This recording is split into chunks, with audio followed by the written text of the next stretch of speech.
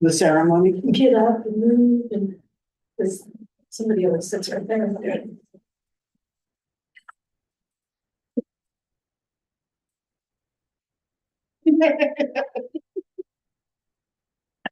That is.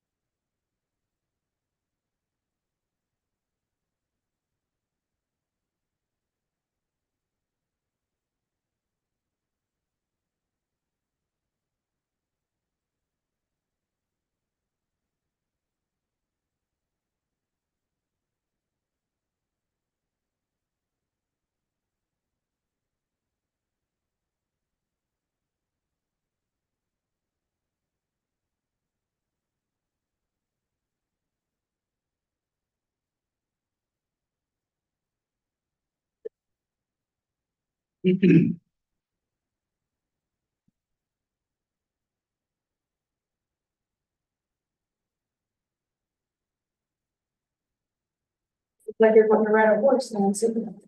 It's because it's hobby day today. Oh, there you I've got my go. guitar sheet. I need that.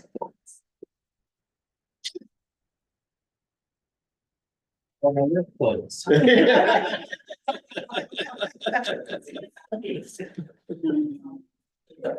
So we just. Gave in 3 sheets to the wind.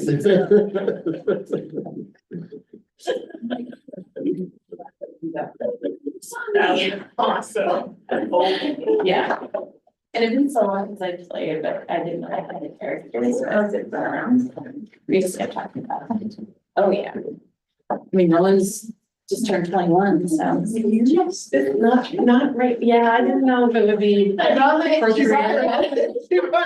Love the lays out shirt. Play? Hell yeah, I play. What's your class and like Uh, riding I think helmet? I'm on my 5th Uh-huh. entry through, so, yeah. I'm a warlock always and everything, so. Okay. You play D&D? Yeah, me too. Oh, so do I play D&D? I have not been able to find a group. I read all the books and stuff and I. Well, you gotta find a group. Got my group together for so long, and I did not know. I play D&D. I've been D&D. Yes. Oh my god. Yes. I'm always clear. No. Sometimes through it. I see another staff. No, that's activity jumping coming. helmet. What's So that? just I see a jump. staff wellness activity coming. I just always wear it when I ride, because I like my brain. Are you a dungeon master? Yes. I am. Yeah. I am a lifelong DM. So that's all I do. Yep, it should be good. You let me You'll have to know. plug the- You let me know. Yeah. Yes, that's the one. Yep. If you knew how many hours I spend doing it, you'd be appalled.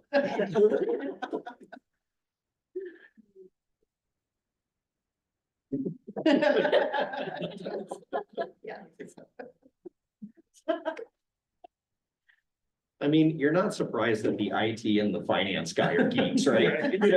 No. It just makes me happy.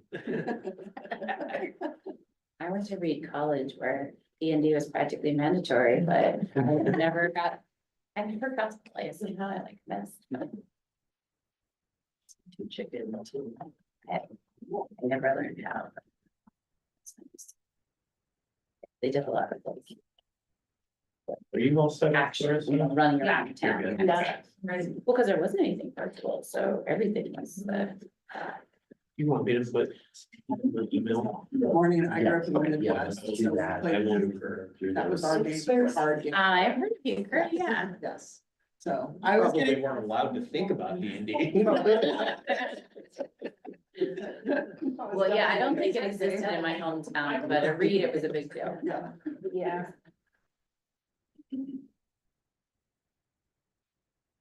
Yeah, I didn't play till college because it's the devil game. I definitely remember hearing that messaging growing up. Yeah, Yeah. made it way more interesting. Yeah. We were too busy running around on motorcycles, We were training. swimming in the river.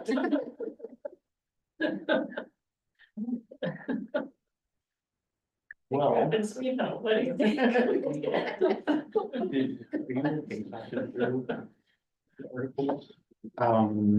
Yeah, with others chatting. about it. Yeah, okay. There are definitely spots where I feel like I'm a little bit ill-equipped, but some that I can definitely speak to for sure. Okay. Okay, I think we're ready to start over here. I guess just kind of like talking over itinerary for tonight. I think it's always helpful to kind of see where each team is at. As far as what we have tonight, we have counters for 15 and also for our economics package. So 16 and 7. Nothing has changed on it, but 18 plus 1. We've got 6. And the email is partially done, I'm just putting 16 in it, right now we have physical copies of. 15 and 17, but Yes. 16, but you'll have digital. If it's possible to get printed copies of 16 at some point, if that's not too much of a burden, that'd be awesome. But yeah, that one is ready as a counter proposal. We just don't have it on paper. Because we just got it done. Any feelings about where to start tonight? I mean, do we want to start with the 2 primarily language related ones and then maybe do a brief comment, or I don't know, would we want to see 16 and 17 before we caucus? Cause we would be exchanging. 15 and 6. 15 and 6? Yeah, we might as well. Okay. Yeah. It's up to you guys. Yeah, we're good about it either way though. Think for just a minute.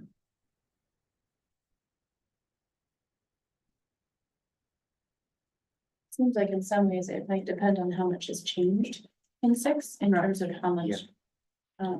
We totally understand that. So would you want to do 6 and 15 and start there? And 16 truly is language related.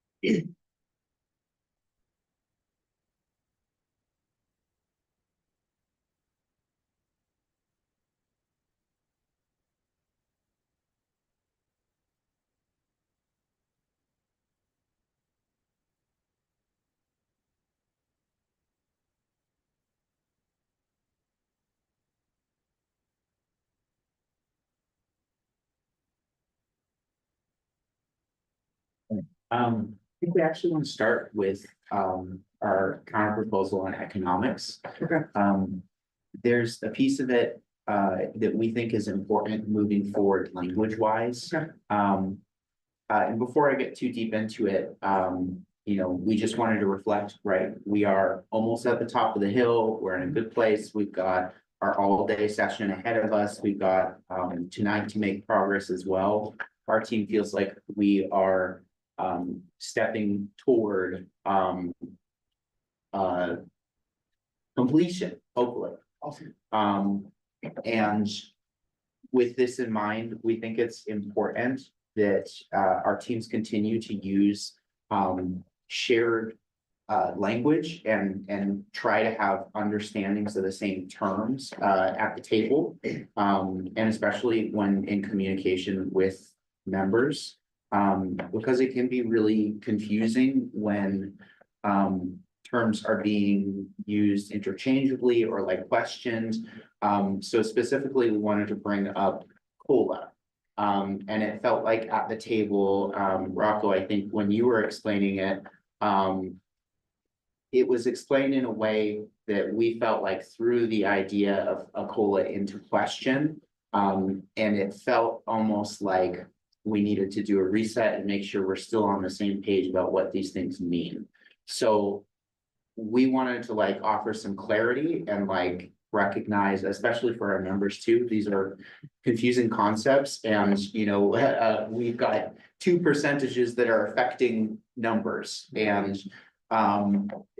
so we wanted to offer some clarity and potentially build this into our contract in a way that would help alleviate any confusion about it in the future. So one of the first things in our salary proposal is just discussing cost of living adjustments and step increases and how they serve different purposes, but they do contribute to an employee's salary increasing. So the clarification that we want to offer that we think is useful for our members to know is that step increases reflect an employee's years of service and the increased value that results from greater experience being available to the organization. And it also reflects an employee's ongoing service to the agency. Whereas a COLA, cost of living adjustment, increases pay across all steps on all salary scales as it increases salaries to adjust to increasing costs of daily living expenses, including housing, transportation, food, utilities, things that are affected by inflation. So we hope that that kind of offers a clarification of how we see those terms and why we feel like it's pretty important to continue using the term COLA, which is it's a term that we've used throughout the process. And so I guess our concern would be that if we lose sight of having that shared terminology at this point, it could be a little bit difficult to stay on the same track. So that's one of the first things at the start of our salary proposal. The next thing we have there, we have I believe the chart that y'all used in your counter proposal. We took that chart and changed pieces of it, but we felt like it communicated the information pretty well. So you'll notice in our version, you know, we're not accepting the terminology ATP, which remind me someone Across the board. across the board. ATB, that's what it is. So we changed that to COLA to make it very clear that that's what we're bargaining here. And the other piece is that we are holding to the reclassification of SLPs, audiologists, and school nurses to the school site scale. So you'll see in our chart that change has been made. We also accepted some of that language, like the descriptions that you were using of these different categories, but of course with the caveat that we have changed the professions that fall under different ones, and we've tried to offer kind of some more clarification about why we see these professions as fitting together. So you'll see that in there along with some of the familiar language that you put forward.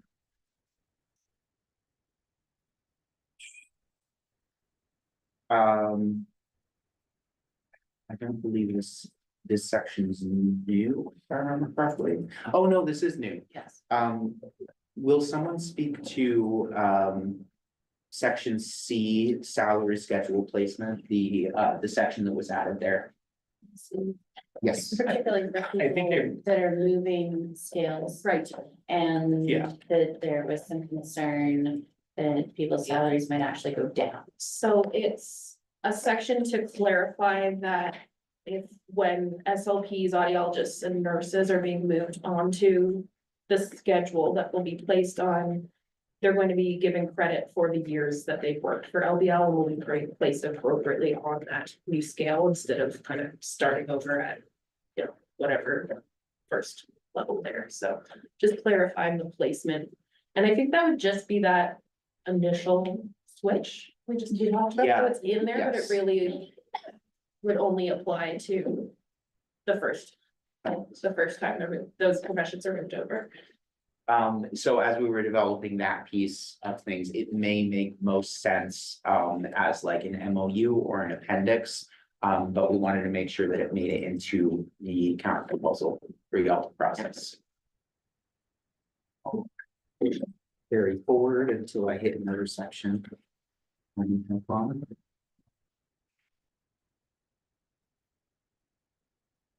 And I emailed this one to y'all.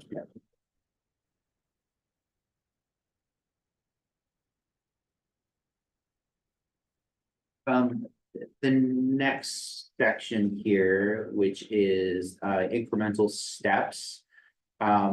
We had some discussion at the table about kind of some of the very specific dates and stipulations, and it sounded like potentially those only apply to like one person at the organization at this point. So our next piece in here was adding in some language about what happens when someone reaches the top of the steps. And we're advocating for longevity stipends to begin in the second year that someone is at the top of the steps. Did I say that right? Yep. Okay. And then I think both teams, we had reached agreement about the amount of the longevity stipend, so that's still in there. Rather than it being different in the different columns, I think both teams were moving towards just a flat 1,600.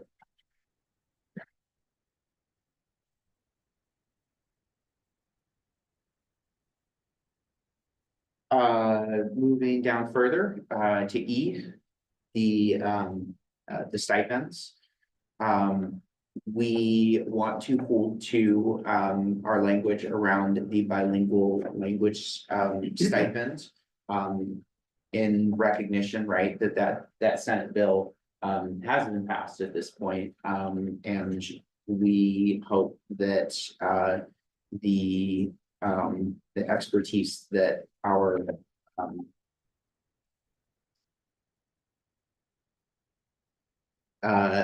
employees are showing, who are conversant in sign language, that will be recognized as part of this.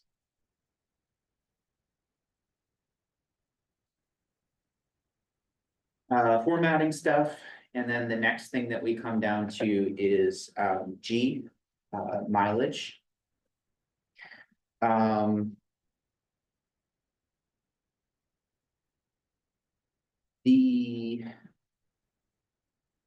think this would make sense for someone else to take that part. Do you want to? So we more or less went back to our initial proposal for this. That mileage with no stipend, it would just be based on miles traveled. We added in some more details around headquarters. This is a complex issue, the mileage thing, and we're trying to encompass all of the different assignment situations that people have here. So you'll see under headquarters, there's 3 sections for kind of the nature of people's assignments, and hopefully it's clear enough to help find a home base or a headquarters that will work for that employee and not be a burden on the employee financially or on the ESD. We wanted to acknowledge that, you know, think that's really the gist of it, so back to just a straight reimbursement for mileage and then specific stipulations on determining headquarters for that purpose. And I think that we had talked about too, with that is that, like Sarah said, we're trying to encapsulate the different scenarios that we can, but we recognize we may not have encapsulated everybody, so if you notice any of those things, we're open to hearing about those things. One of the big concerns from members was that it just feels very inequitable right now. There are people who that feel like they're losing their own money the way that it's currently being done. And we're gonna try to get everyone covered in these things that we laid out, so. Hopefully, done that as close as we can. And aside from more formatting stuff, that carries us through 16. And into 17. Can I just ask a quick question on 16? So on page 3, lines 16 and 17. Family support liaison longevity stipends. I'm glad you thought, Oh, wait, did it get uncrossed out? It did. I think we meant to. Oh, Okay, thank you. Yeah. Did we? it should be crossed out. I think what happened is our original, we copied into this and I don't think, so obviously double check that. It's kind of underneath all the column descriptions Yeah. on 16. Yeah, bottom of the last page.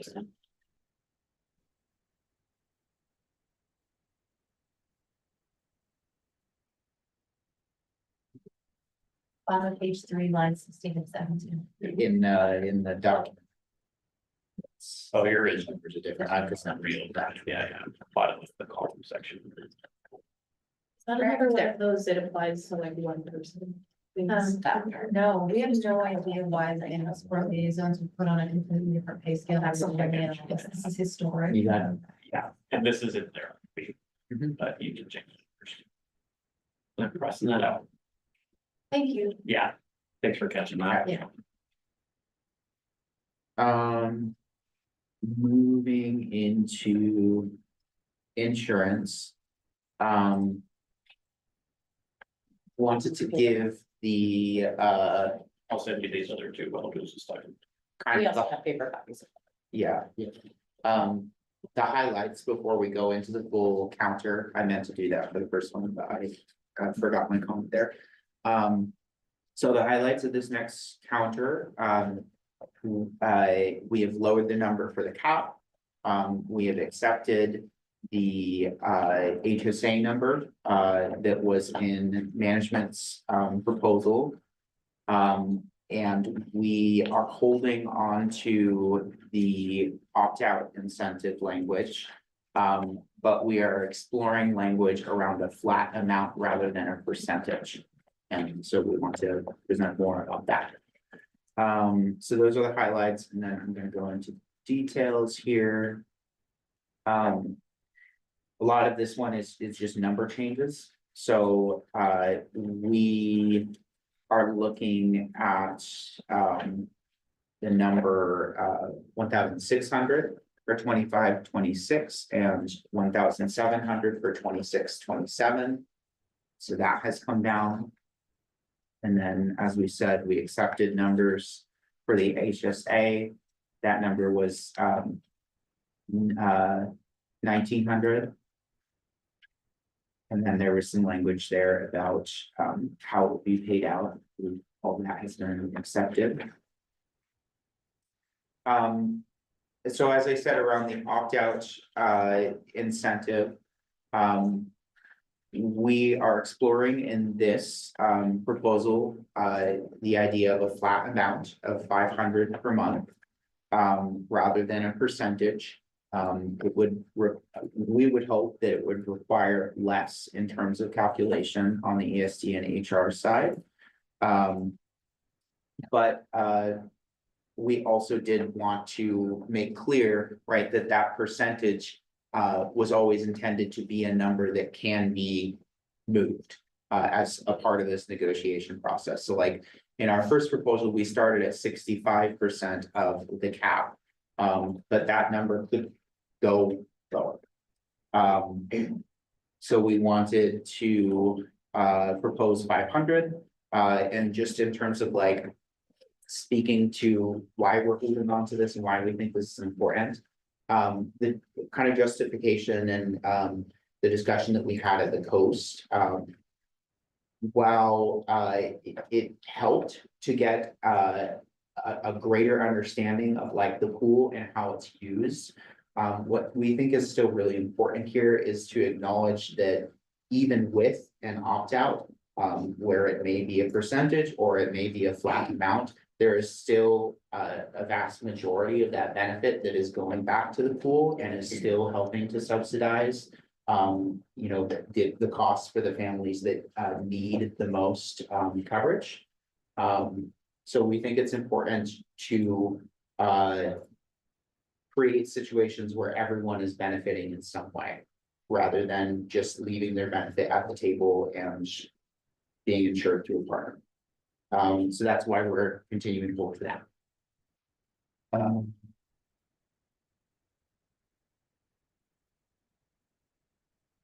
Thinking, Yeah, and I 100%. think that is, yeah, that's all 16 and 17. So we've got paper copies of 17. sorry, Yeah. That have gone over, and then if it's possible to get paper copies of 16 tonight, that'd be awesome too.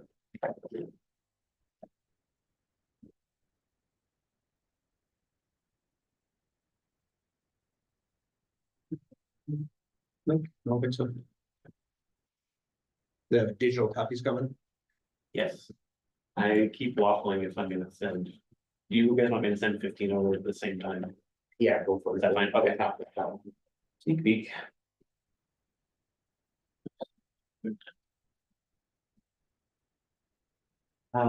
Would y'all like to hear a counter on 15 now? I think so. Yeah. Beautiful. Cool. Let's that chart. All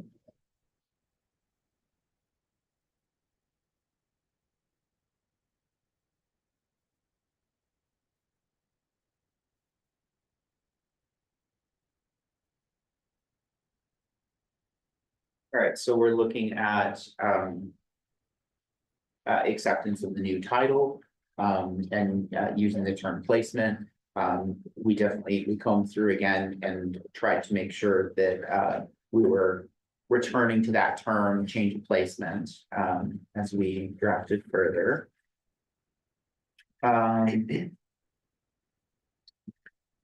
We did acknowledge at the table, right, it was brought up that the line at the end of a hiring and vacancies, right, that your team was thinking that Article 1 kind of covered those sorts of things, and maybe it did not make sense to come and continue to exist in here. We brought that back and we added kind of a parenthesis, making it clear that this is another place where it ties back into that article and basically saying like, we're stating this again, but go back to that section. We think that kind of thing can be helpful as an education piece for members as they read through and try to better understand things and answer their own questions. Let's see. The if approved add-ons, we accepted in the that section 2 there.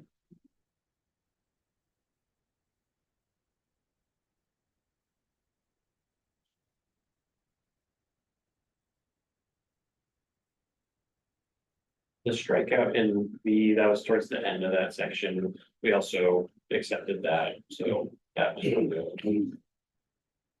And we did find, thank you for reminding me of that. We did find that it is still in there. That line that should still be in there is there. The redundancy is eliminated. So we've taken a second pass at placement. Some of this is accepted language. I will probably need help, team, as far as remembering what is new here. I got this too. That's the counter from last week. So I like the initial part, the employee initiated change of placement, we accepted those first couple pieces, like LVL recognizes that it's desirable to make assignments that match the aspirations, et cetera. And then I think where we were adding in was employer initiated change of placement language. Was that on that original paper? Yeah, because Oh, yeah. we also accepted the language around, may express interest and or apply. We just didn't have that in there before because we didn't even know that was part of the North Star order. That was a nice thing to change.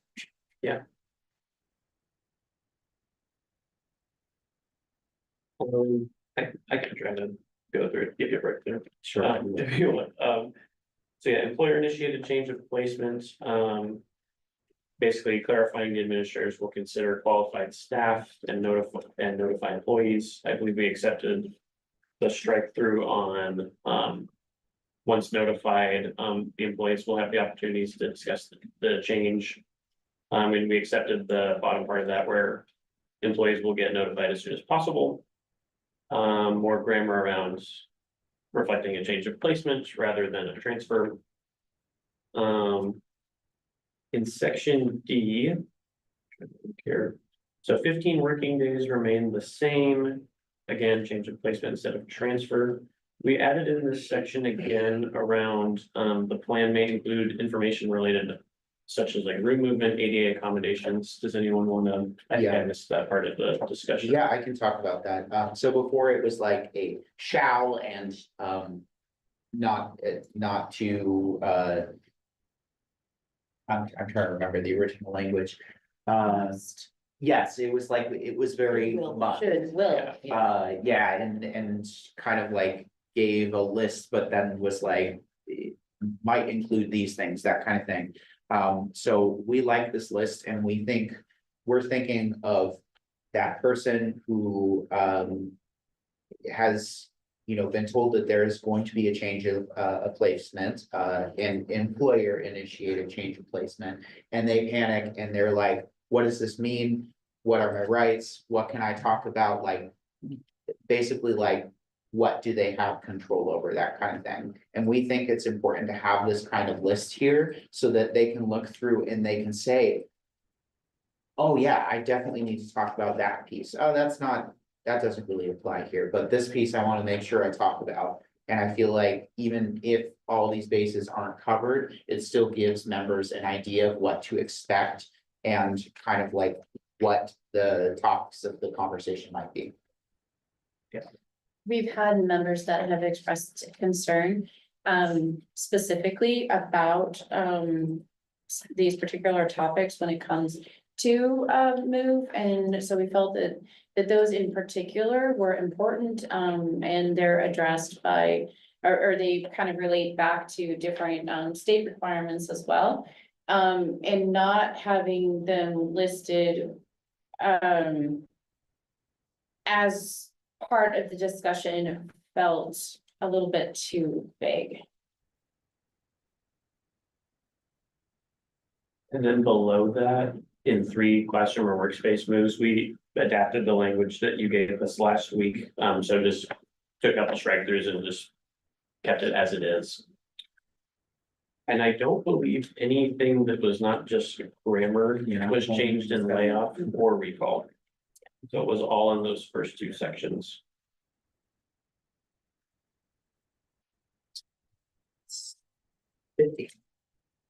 Which you got digital now. Yeah. Do you have And paper. and paper?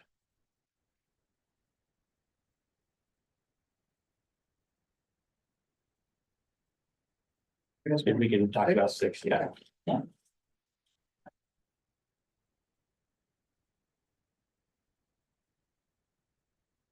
Send.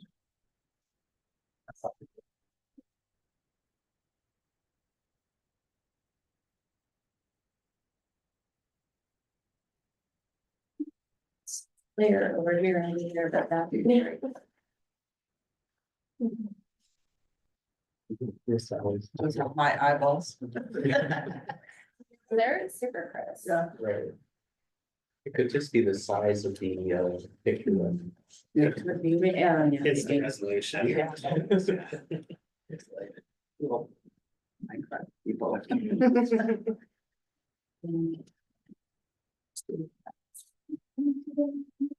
There's two parts to it, so I'm trying to, it's okay, all right, I'm gonna take this and give this to Joe. You should have it electronically as Yeah. well, so that you can see the. I think copier's getting tired. It's not, it used to pick up the yellow and it's not anymore. All right, so working conditions, pretty much, everything that's not highlighted yellow was accepted. Coming back on page 2, again, so legacy language that we're trying to, so the family support liaisons, we've had that crossed out a couple times and it's It was uncrossed. uncrossed, and so we're just reiterating again that, those dates make this very problematic for their schedules. So we're on, I mean, they are covered under the other language in this because they're not part of the regular, salary schedules and expectations, and so I'm just reiterating again that we need that help because it causes real problems on weird calendar years like what we're having right now, because they end up starting on a Friday or ending on a Monday, so. And that actually is, and it's counter to the fact that we have other 210s that then end up on a different calendar, so just gets complicated, so. Fine with everything on the rest of that page, so commute times, and this will be interesting seeing kind of what you did with the mileage language to see if there's things that between the two are getting lost or duplicated, so we'll do a little bit of looking at that. And were you talking about community time there, Chris? Yeah, Okay. yeah, because there were just some things I think that got crossed out here because it was covered under our version of the mileage Gotcha. stipend. So we'll have to do a little looking at that. And then there was a part of this that got moved down into section D, the adjusted schedule. And so I just wanted to clearly note that, we've done a couple of moves of things, and so I've been trying to articulate that a section we're not cutting it out, it's just getting moved, but we're cutting it out. Like, does that make sense? We're From this. crossing it place where through there, Yeah, but then it's gonna show up again in a different spot, so I've tried to be pretty clear about that. So we played again with the language a little bit, and I know we've been going around on this language around the past to works. This is our latest version of this so we added, instead of if, we switched it to when. And then added it is called to work, like, so we were trying to. It's just a different way of saying it, but we feel like it clarifies it a little bit more. I'll let you guys have a discussion about that. We did agree to the 4 weeks, because we agreed, like, if you take this extra time on a Thursday, you might not be able to get it worked out within a week. So we were fine with the 4 weeks, to do that. And then, the one thing that we did say, at the bottom there was we, just wanted, because sometimes if people work a lot of extra time in a particular week, they might have a lot to take, and sometimes it's important for communication to happen with the supervisor, that it's gonna be 2 hours is manageable, but like, if we're talking 4 hours, 8 hours, like, we would want some sort of communication to happen with the supervisor about that.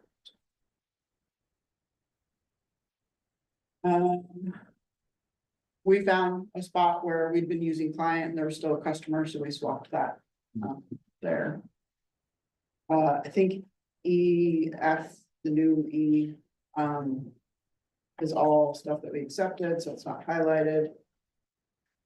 So you guys had crossed out some, or you had taken out some things in your counter that just had disappeared, and I just, for our own, like, documenting the sequence of things, I did drop them back out and just cross them out again and basically, so it shows that we're accepting to cross out. I just wanted to make sure that we are keeping to that because basically it shows that both of us had agreed to that, so. Language, and this is coming out of a little bit of just the MOU, I think the term workload. We've been trying to use that more than caseload.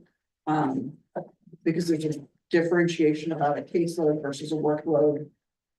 So we're going to saying we'd like to cover this as workload management, so that's our suggestion there.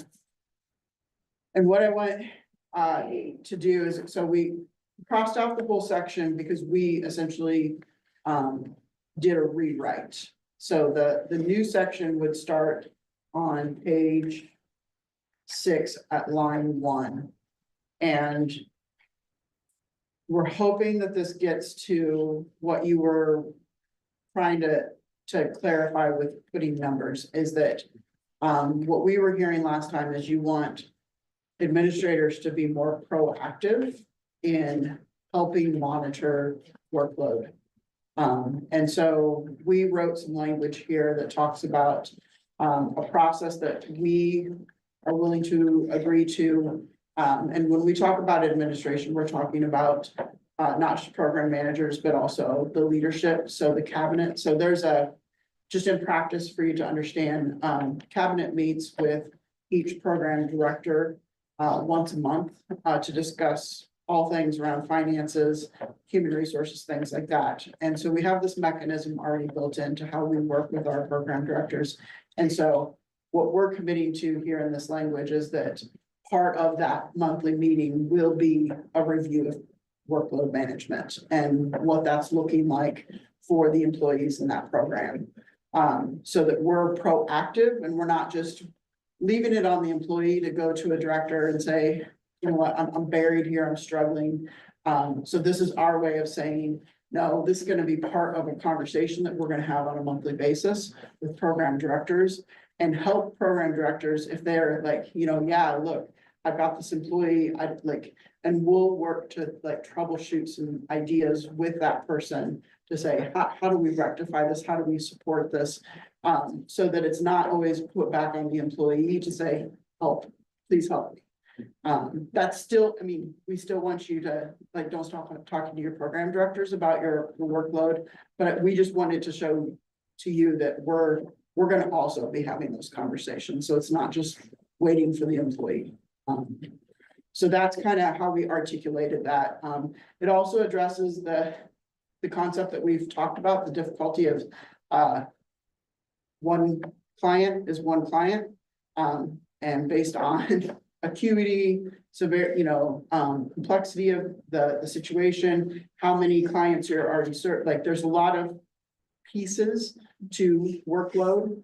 And so we're gonna do our best to actually look at that whole broad spectrum.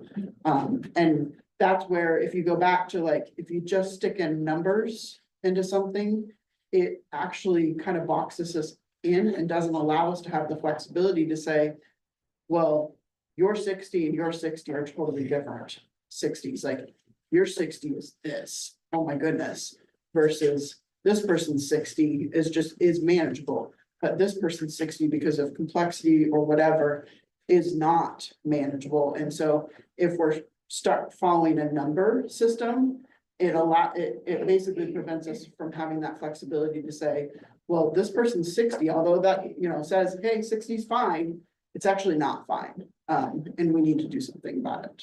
So it's less precise, I guess. But I think if we can really build in the system of having these dialogues and having these conversations, then maybe we can address some things before they get to the point where someone's truly like, I don't know what to do. And then we did leave in the language around like, hey, you still have the opportunity to come and talk to your program manager. And you also like, you can have that conversation. And if you feel like it didn't land the way it needed to land, you still have the ability to address that through that second paragraph. And I think knowing that your your agency leadership is having these discussions with your supervisors, you know, you would also be able to come to one of us and say, hey, you know, I had this conversation, I don't feel like it got addressed, can you help? So we just wanted to articulate that, because we recognize that this is important. And so we just wanted to share kind of our perspective of this is our suggested solution to it. Anything else that I missed? So I would just, I'd articulate just two more things about the caseload numbers, being in here. So the first one on there is, if we put a number in here, we need to be able to define what counts as a number. And that is no small task saying, when has somebody crossed the threshold that this is part of your workload versus it was just a touch point. And that would have to be really, really well articulated for us to count. The second point on there is an uncomfortable truth. And we operate on a bunch of contracts that talk about requirements and permissions. So we have certain things where they say you are allowed to use this money to provide services if you wish, but you are required to do these things. And as they pull back dollars on the contracts, or rather don't expand it quickly enough to keep up with things, we often have to swap out a permitted for a required. So there's a natural flow that would say, if the state keeps squeezing on the contracts, caseload, people on caseload may go up by decreasing the total amount of service that is being done on a per student basis. And so this would put us in a bad spot with managing those contracts. And did I articulate that clear enough? Because I know it's a. So to a point where we're covering just the necessary versus necessary plus recommended. And we don't want to be in a place where we have to do that. We're just looking at the fiscal realities and considering what may come in coming years. And that has happened on the regional grant, certainly over time. Is part of that related to the fact that, like, we're looking at cases from an ESD point of view, rather than like a district point of view? Now, this one actually almost gets to be more ESD specific. So if you take, for instance, the regional inclusive grant, where it looks and it says you provide certain services for students with autism.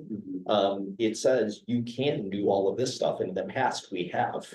And then as the contract has gotten squeezed, we've had to say, we can't do that anymore. We can't provide that extensive of students services per student because we have more students that have to be included. Right. So we pull back on one thing in order to meet the base requirements of the contract. Kind of shortening the gap between your may versus your must. Yes, Yeah. yes, Okay. exactly. It's not something we want to do, but it's a reality of where the state funding has gone. Yeah, that makes sense.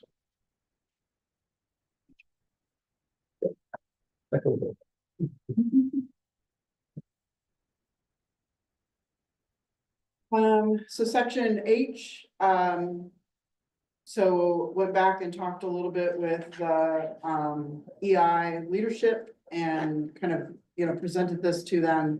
And so, this was kind of their kind of like compromise response to this, around suggesting 4, and indicating that there'd be the 1 in the fall, 1 in the winter, but 2 in the spring, because our understanding is that the load goes up in the spring. And so there's a need for more time. And that adding the language, no meetings may be scheduled during these days, so truly to protect the time. And to clearly articulate that that's an expectation. That's any meetings, right? I mean, that's not just administrative call, but Yeah. anybody. As well. And so again, I dropped back in the language that had been crossed off that we both agreed to cross off.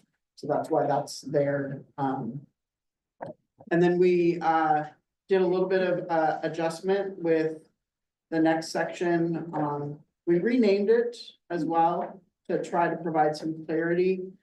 So it's now named Direct Service Provider Planning and Paperwork Time. And again, kind of trying to find a compromise around the number. And so we articulated it as 4 days, but also put it as 32 hours. And then we really kind of defined this out of what that would look like. We have to run the balance of like articulating this, but also knowing we have districts that, I mean, we're gonna have to articulate this to our districts to say that we're protecting this time for our people, which means that we are saying to our employees, you have this protected time, which means that you can not be in your district. And so this was our way of like, okay, you know, if you think about in school districts, they have dedicated time for grade days. So we can, you know, and that's, you know, 4 days is about what you would see of that protected time in a district as well. And so we can have that conversations with districts. We all know internally that this is part of your, like, in order to serve, you have to do this. It's also educating our districts that that is part of the process. And so I think this provides a way for us to clarify what the time would be used for, and then also be able to help our districts understand why we're doing this. And so this is kind of how we wrote that out.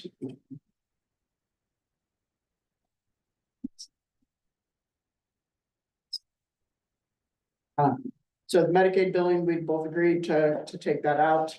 Then we get to M, and you'll notice M is crossed out, but you got an extra little document. So we are recommending an MOU for MK.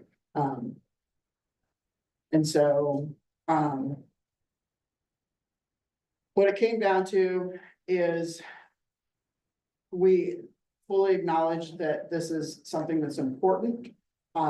And the suggested idea around the 15,000, we were like, okay, that interests us. But it was a really interesting discussion we had afterwards of like, what would it look like to implement? And it really came down to like, it's June 12th. And there's no way we could implement something like that to true fidelity in the time that we have. And we don't want to rush, like a Band-Aid patch per se.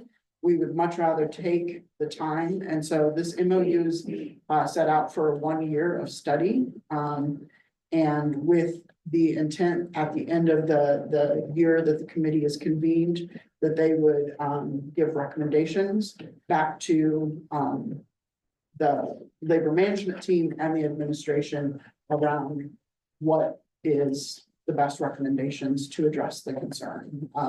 So if you look at the MOU itself, within it,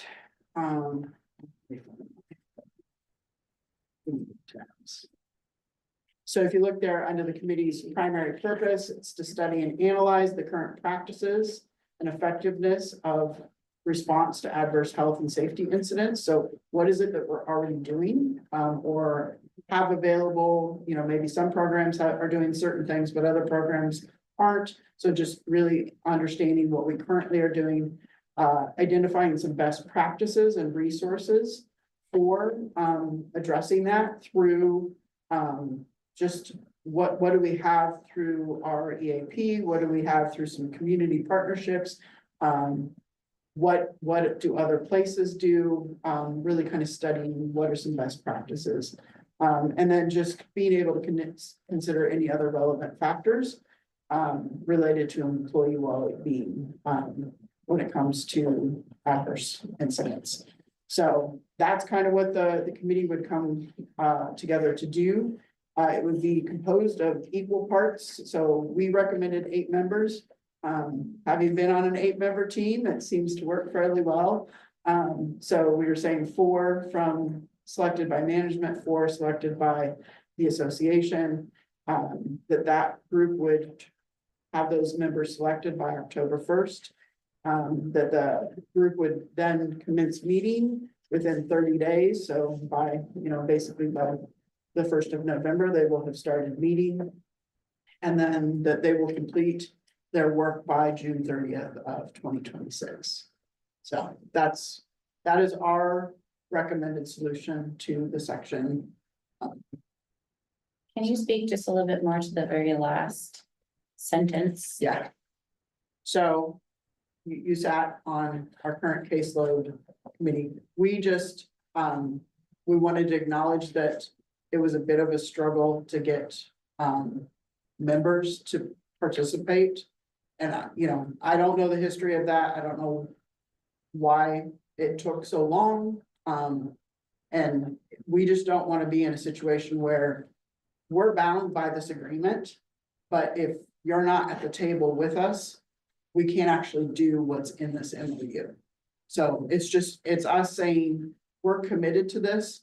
And in order for us to actually meet what's in this MOU, we have to have commitment from the association. And it doesn't mean that UNSA, I understand people change, but I think we had said. So when you say maintain representation, Yes, that's not necessarily saying that if somebody has to switch. Nope. People, it would nullify No, it, it's just it's- as long as as long as there's you the have four number. people, four Yeah. people seated, yep. Never mind. Yeah. Thank you. We just don't want to end up in a situation where I've got one or two people and it just like, And we want it to be balanced input. We don't want it. yes. Yeah, we also want to be cautious that we can't get the committee together until March. Right, Right. If we're gonna do this, we want to get it started, want to get the committee going and get the work done so it can be done within the year. For me, it was like, I recognize the importance of this, and I do know that the MOU committee got put off. This isn't something I want to put off.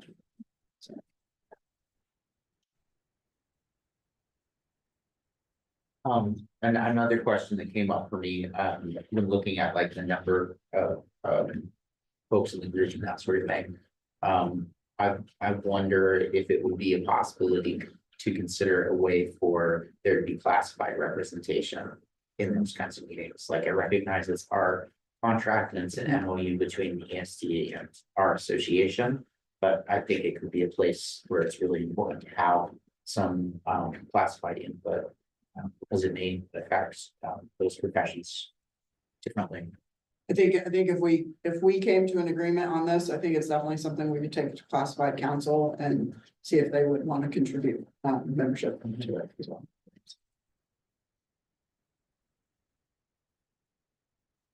Any other questions on that? All right. And then going back to article, so personal expression. So my question for you, and you can have a discussion about it and then come back maybe, is we did talk about personal expression in Article 4. And so what we're really curious to understand is, what are you seeking in this language? And maybe being able to clarify that for us. Because again, and I think we've said this multiple times, we have been strongly advised not to get into the business of minding or policing what our members do outside. And I want to again acknowledge that I think everyone that is sitting at this table is thinking about certain perspectives of what this would protect. Unfortunately, on our side of the table, we have to look at the opposite spectrum of what this would protect. And that by putting something like this in there, it protects language that potentially all of us at this table would be horrified to know is being used, or activities that people are that are fully legal and fully protected by the First Amendment. But again, putting language like in this, that something like this protects opposite sides of the extremes, okay? And we don't want to be in the business of that. We've been recommended by our attorneys not to be in the business of that. And so I wanted to reference that we do have language over in Article 4 that addresses this from a work perspective. And so our question to you is, if that's not enough, what else are you seeking? And that would help us be able to have that dialogue.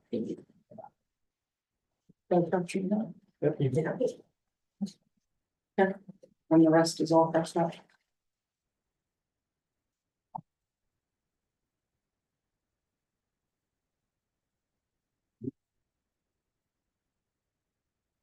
what, like 45 minutes, maybe an hour?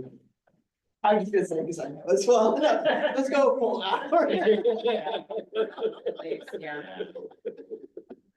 You're right. Don't wanna knock on the door. 7:30. 7:30. Sounds good. No, that's all.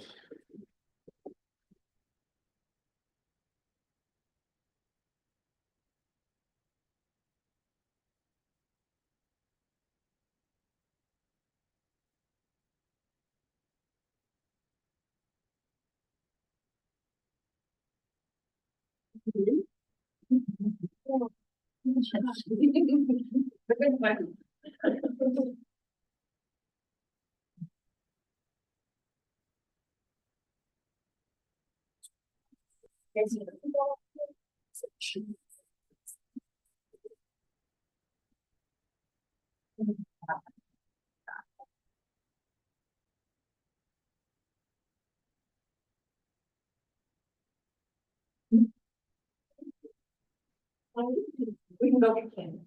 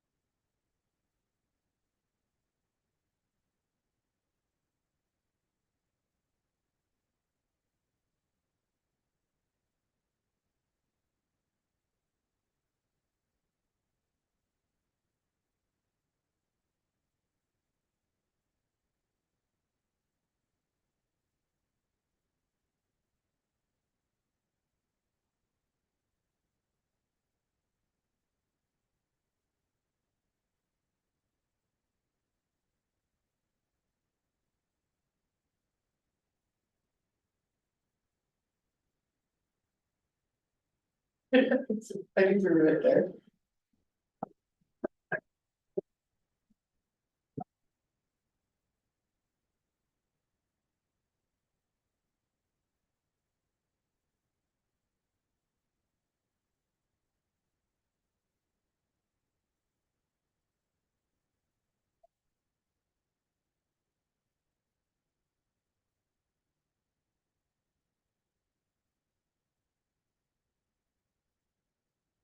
Very hopeful about this. Okay.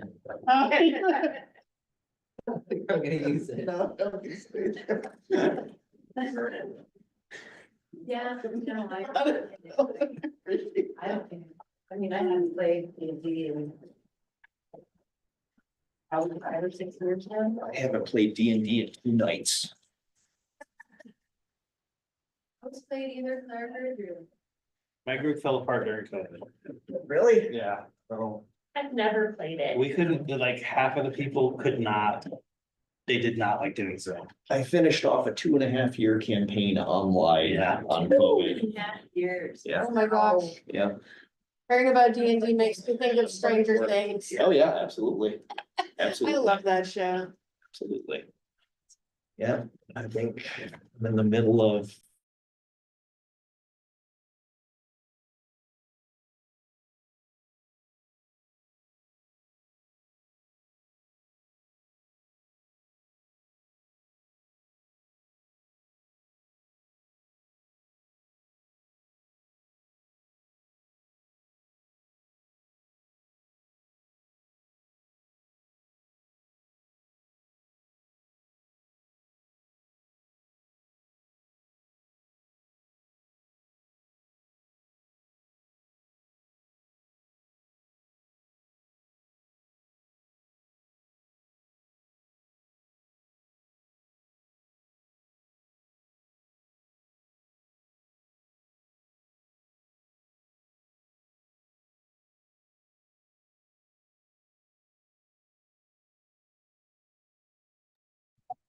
Yeah, we're. Thank you. You're gonna be next with me.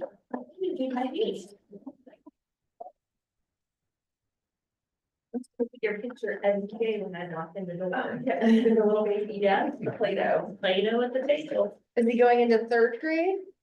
Oh, cool. What is cool? That's very exciting. My little guy's going into 4th. Yeah. What's cool there? Hamilton Creek out in Lebanon. Oh, cool. I would imagine we get a night. What's that? My big guy's going into 10th. My little guy's 23. I'm a senior in college. I know, I realized I forgot to ask my son, this is finals week. I haven't said to him that, so how did finals go, son? Question. He hasn't volunteered information either. Fingers crossed. Yeah.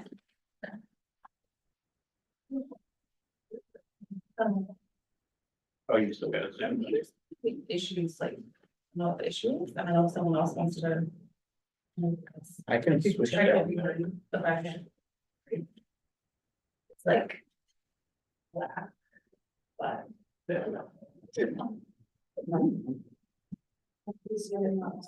Check the final grades, but he finished his freshman year with minimum help from us for the season.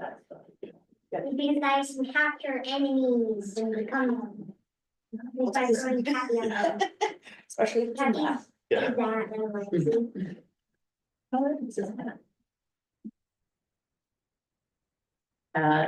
Rowan's gonna be a senior next year, so now he's starting to run into that whole, like, is he gonna be able to take the classes that he needs to take? And U of O is already really bad about that, like not offering the classes you need to take, because they really want people to do a 5th year.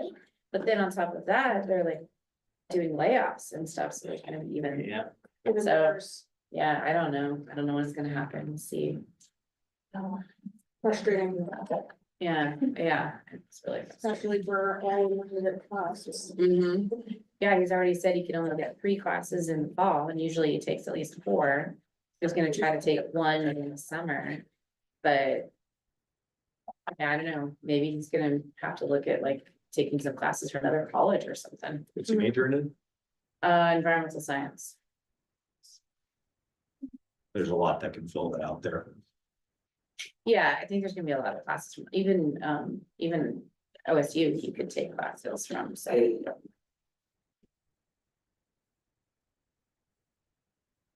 It just won't get there.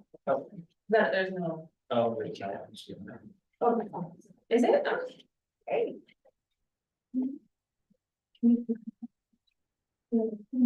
Or it's going. I didn't capture enough of it.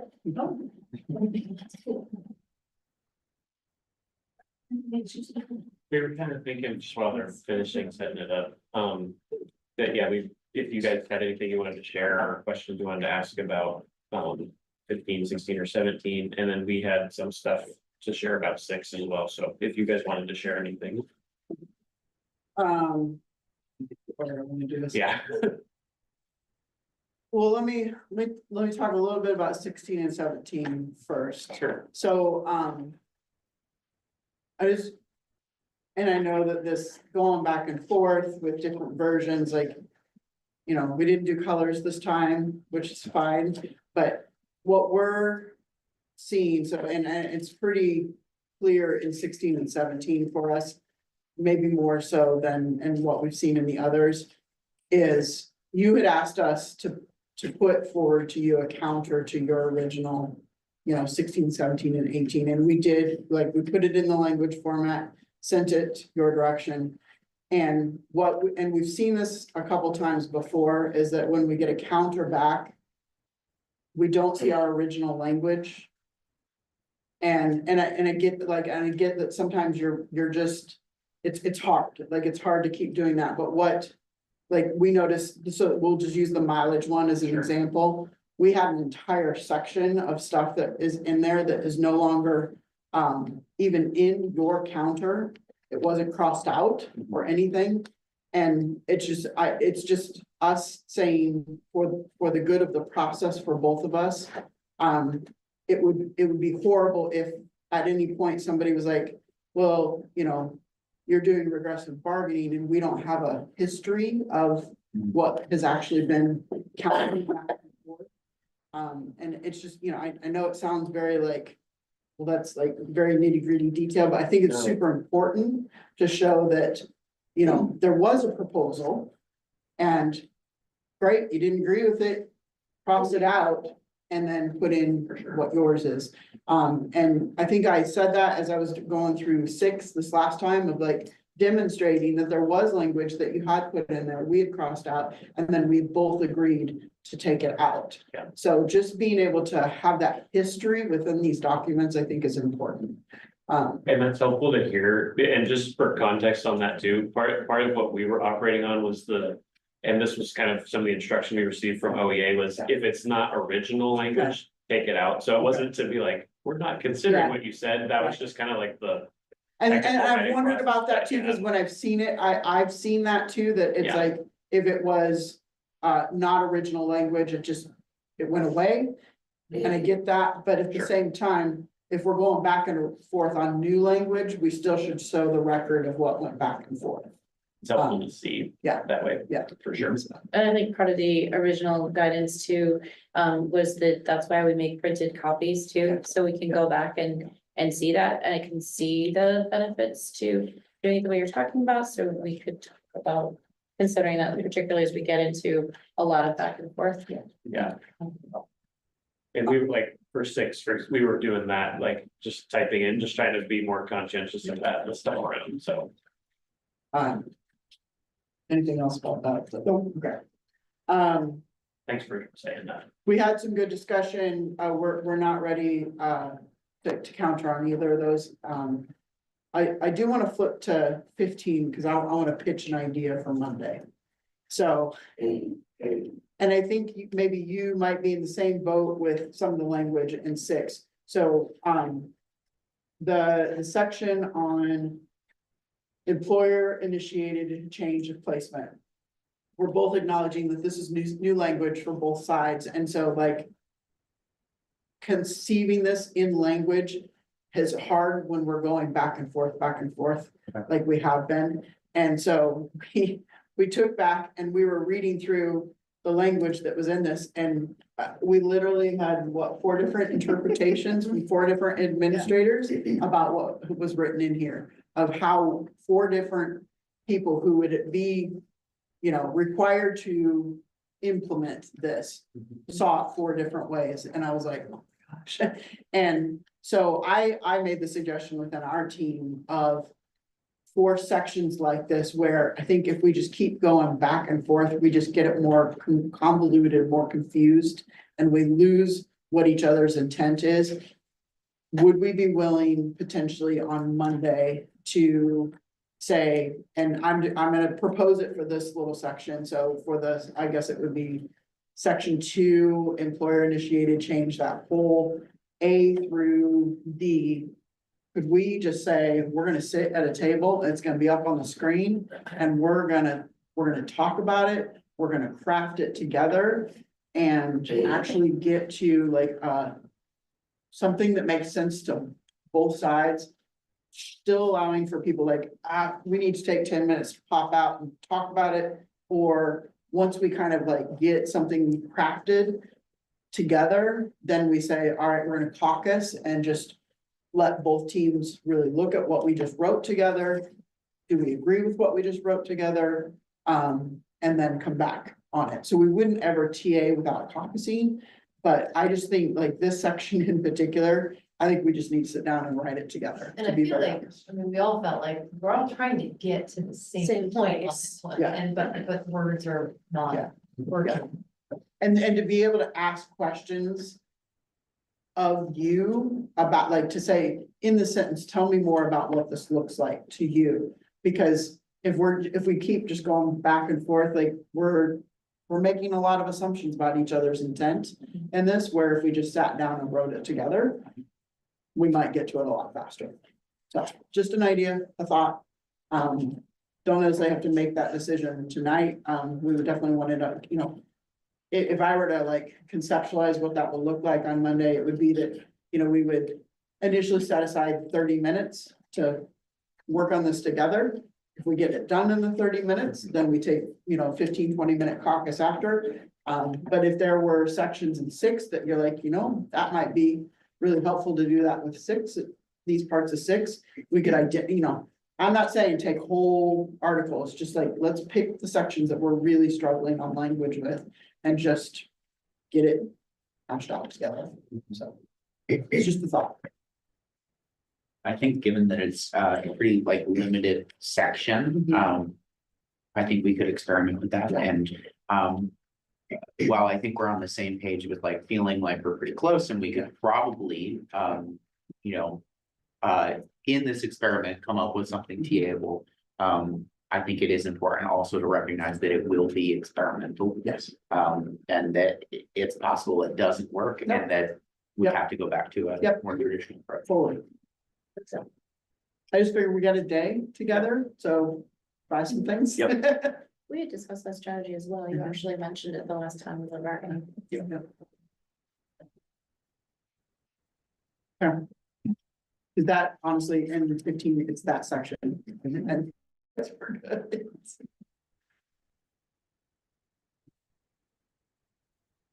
Oh, yeah, sorry, you still have stuff about 16, 17. Yeah, well, that was it. It's just making sure that when we're going back and forth, we're not losing the history of what's in Yes. it. Definitely. Yep. Okay. And was there anything like, not to like put you on the spot or anything, like anything that like off the top of your head, like you had questions about like what we put back in on those or Well, if not, that's so, fine, but. shall I pitch our other idea about the mileage? Yeah, sure. Okay. So another kind of experimental thing, I think we would love to test drive your mileage language. And say, like, go through some scenarios and have you walk us through what that would look like with this language. So I'd like to, you know, be able to come in and say, hey, you know, this person lives here, they report here, there's this here, these are the miles in between. What are we thinking this reimburses where? Because again, it's, there's a couple of different ways that we could read this, and it's not really clear to us as to which ones are trying to be reimbursed here, so. That was a challenge, it's challenging. It is, it is. Yep. That- Well, and that was the Completely other understand. half of our discussion was, we were like batting around different scenarios and he was like, well, maybe we should just do this and have you guys Yeah. walk us through it.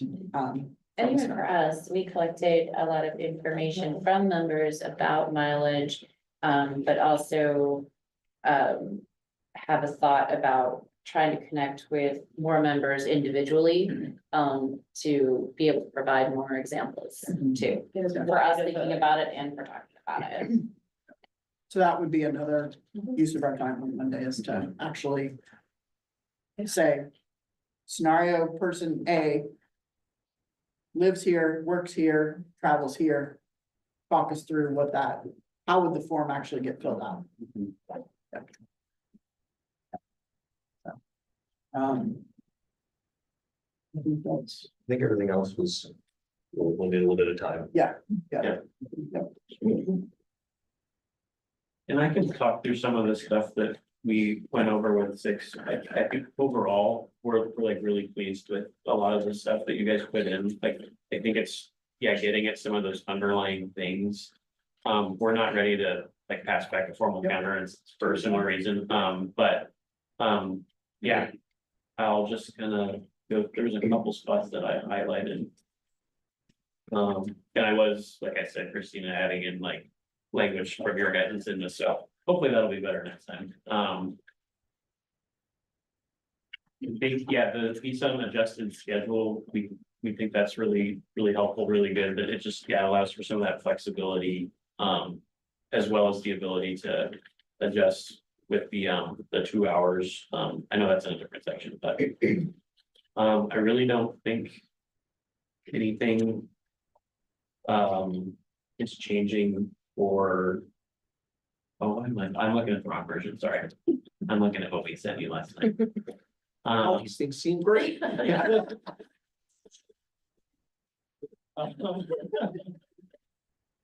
The family liaison thing, I'm glad you guys got that. We struck that out. So that'll be in the next one. Yeah, I think and maybe this will come up when we do the mileage piece, just that piece about commute time, because that's usually, those are connected together, right? Where it's like your assignment is playing into your commute time. And yes, that's your commute's not like, you were talking about this, Rocco, about how the reimbursement, like that's not federally reimbursable. Yep. But yeah, we're just wondering how that plays out in different scenarios for people that are expected to like, say, start giving services at 8 AM, but your commute's an hour and a half. And it's like, okay, like, so what do we do to figure that out? So maybe that will help during that play out of those scenarios. Or not your commute, you're driving during work time or not work time or whatever, yeah. Yes. Right, You're trying not to use that language. right. Because depending on the home base, yeah, all these Yeah. things are related. Bird on the customer to client update. I don't think we had much to say about closure conditions. I think that's looking Yeah. pretty much.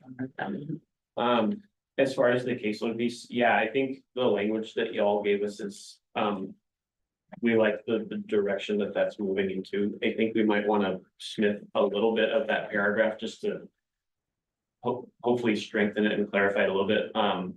But yeah, we think it's like moving in the right direction where it's kind of a top of mind consideration that's being made. And then somebody, I think it was you, Bush, was saying, it's just kind of helpful to know that maybe admin will be able to reach out to me if my said caseload is a difficulty. Another thing that came up too, and obviously it's related to the funding piece, yes, it is definitely looking at the equitability, but I think the struggle that comes up, and maybe that's just the reality of it right now, is the size, like the needs are increasing and the funding's decreasing. That I suppose that just kind of stinks to be in that, and we're still interested in finding solution to that.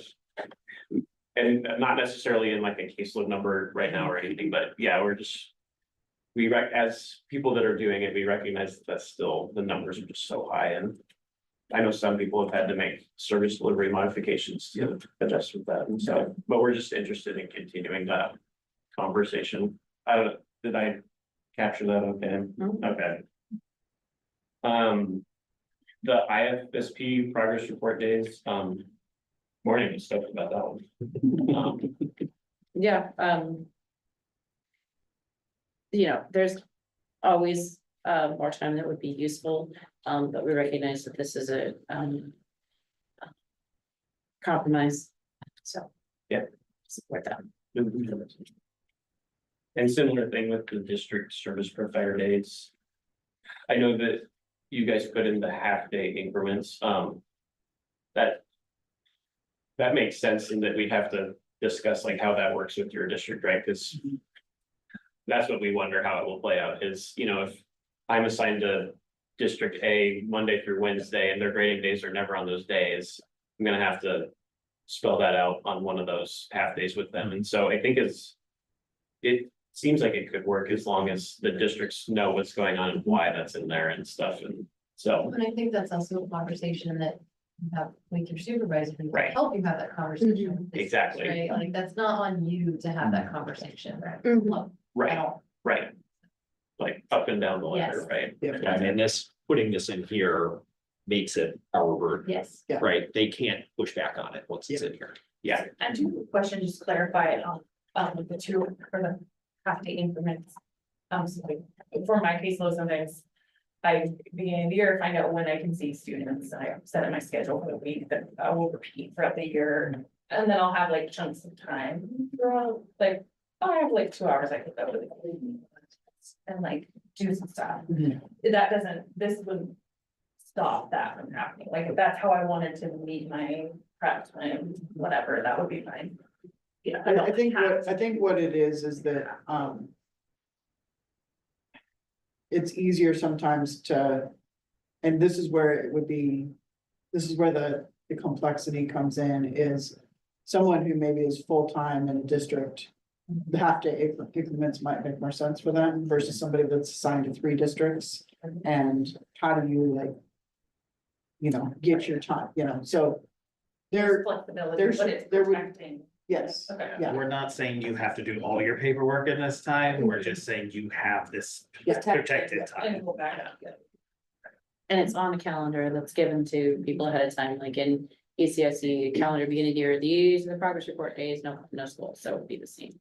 Yeah, Thing communicating to a district. I was gonna say, and that 4-hour block also cuts in both directions, right? So it on our side on there is making sure that it's manageable. But it's also protection on your side that your supervisor can't say, I'm gonna, you know, we're gonna give you your 1-hour block right now. That's one of your 32 hours. That's not what's intended by this. You have to drive. Yeah. We canceled this previously scheduled in service and now it is your. Yeah. Yeah. Okay, thank you. for the health and safety incidents, Jules, are you okay talking on that? I feel like you'll be able to articulate it better. Yeah, I think we like the direction of doing an MOU on this. We think it's important enough to our members that people would get behind it and keep that energy up. We definitely would be interested in seeing if the classified group is interested in having a voice at that table and maybe shifting, you know, the amount of, you know, like the number of members with balance. Depending on how important it is to them. We wanted to do something like, you know, like a minimum. 4 and 4, but at the same time, if we have 5 members that are just really excited about participating. We don't want to have to tell one, no, you can't. Yeah. And then if we kind of say, you know, minimum of 4, then that also opens it up. To potentially have, you know, 1 or 2 classified representatives on the committee, but it's not required. By a contract that isn't their own contract, so that was the main part of it that we wanted to try to wordsmith, but other than that. Obviously, like, you know, time constraints and it's a big problem and it'll take study. But I think it's kind of our intent going into that as an association would be like multiple levels of implementation, if that makes sense, like. It's a big problem, it's gonna take a long time to study it, but it's also an urgent problem, and, you know, even if that means experimenting along the way. I think it would show our members and the entire agency, some pretty good faith to. Implement some steps throughout the year as opposed to waiting until the very end to come up with a solution. Even if that's just sharing information about what is currently happening in particular programs, like this thing happened here and it could potentially benefit people in other areas of the ESD, if there are things like that, like not guaranteeing anything, but just saying, wow, we discovered that this resource is available. It was really helpful to people on this program. Hey, everybody in other programs, just so you know, there's this resource available. Yeah. kind of thing. I think I might be thinking of one that I know already exists, that maybe is not used as broadly as it could be. Our crisis response team, so, yeah. Things like that. I think the only other one was personal expression. If anyone want to speak on that one? Again, we went back and looked at 4, and we do, recognize that that information is there. We talked a little bit about what our intention is, and we recognize that it is difficult to put in the contract. And 4 talks about, engaging in activities and not, having that come back on the ESD. I think the area that we're trying to get into, which we're recognizing is maybe not gonna happen this time because we're not sure what it's going to look like, is just changes that are taking place on a federal level where it's changing so quickly, and we really don't know how that may or may not impact us, and might or might not impact our potential employment. But also because it is happening so quickly and difficult to interpret, it is difficult to define that language within the contract. And I think that's why it wasn't coming across as clearly like what we were trying to get at, because we're kind of struggling a little bit to figure out what we're trying to get at too. There's just a certain amount of fear that's being shared with us, and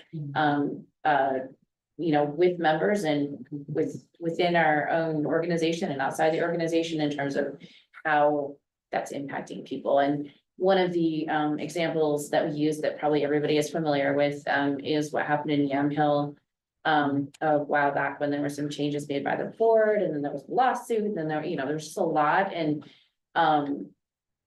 that change ended up eventually being reversed, but in the meantime, there was a lot of fear, concern. You know, people were really worried about their jobs and the people, the students that they were working with as well, and families that they were working with too, so. That's kind of where we were. I think everything else was struck out.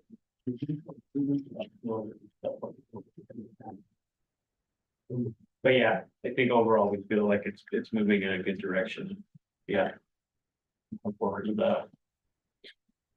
Talk about Monday. Monday, yeah. Yep. 8 AM was the starting at, caucus from 8 to 9, I think is what we had previously talked about. Yep. And then 9, we being here to meet. I'm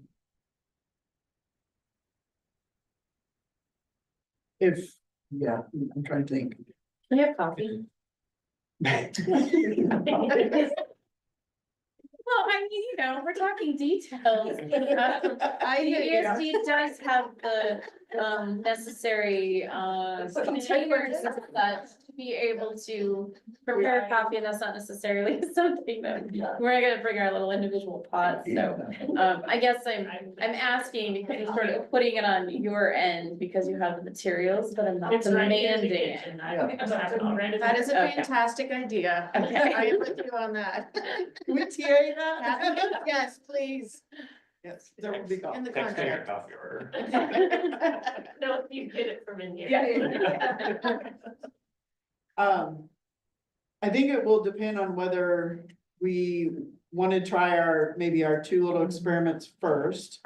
Or whether we have proposals to kick, I mean, so let's be realistic, tomorrow's in service day. Right. Yeah, I don't know how much time even we'll have necessarily to kick back, anything, on a counter. Right away, we might need some time actually on Monday to do a little bit of that work. So it might be interesting to try our little, maybe from like 9 to 10:30, that we're gonna do our little language one, but also do the mileage scenario and just kind of run both of those during that time period. And then maybe at 10:30, we could say we set aside some caucus time and then have lunch, come back and exchange after lunch and then see where we're at from there. Hour-long lunch. yes, Yes. so we can walk over and get sausage. Or get more coffee. Yeah, so I mean, if we dedicated like 9 to 10:30 for our two experimental processes. And then at 10:30 to 12, would be right? Yeah. Lunch. We do caucus to work on some of our counters that we're trying to get to each other. Coming back at 1 to exchange some counters. That sounds reasonable. And then we'll check in at that point and see where we're at. Yeah. That work? You got that captured? Got it. Yes. I didn't know how to do that. Copy. Yeah, the important details. Visiting pets are welcome, Yeah. it could be good. If they wanted to. That's for Charlie. I won't be here, but I'll send Charlie. Oh, okay. Yeah. Is she allowed to sign? Charlie had power to turn his side.